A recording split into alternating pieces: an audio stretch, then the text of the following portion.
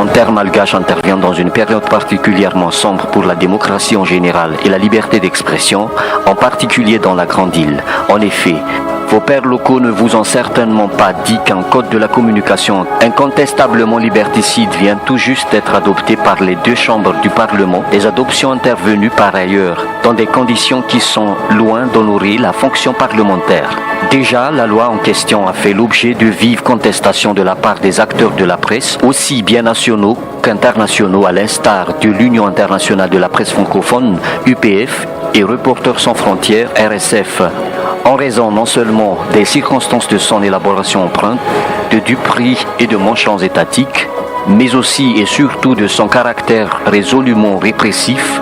Effectivement, le texte soumis par le gouvernement au législateur va pratiquement à contresens de l'esprit de l'avant-projet qui, pourtant, a été élaboré et arrêté par toutes les parties prenantes locales à l'issue de séries d'ateliers tenus sous l'égide du système des Nations Unies. Il serait fastidieux d'énumérer dans le cadre de la présente lettre ouverte toutes les dispositions assassines du code incriminé. Néanmoins, les autres responsables du système des Nations Unies ainsi que les diplomates accrédités sur place, lesquels ont déjà eu le temps de faire la comparaison entre la version initiale du texte et celle soumise au Parlement, vous confirmeront que de très importants changements ont été apportés unilatéralement par le gouvernement à l'avant-projet conçu d'une manière inclusive et consensuelle, et que ces refontes en profondeur ont littéralement fait de la loi adoptée un code de la répression. Malgré les appels incessants pour un ajournement de l'examen du texte, aussi bien de la part du secteur privé des médias que de la communauté internationale, afin de permettre à nouveau le dialogue entre tous les parties prenantes sur la base du texte consensuel initial, c'est au pas de charge que l'exécutif a fait adopter par les deux chambres du Parlement ce projet de loi contesté. Si les sénateurs, après un examen expéditif,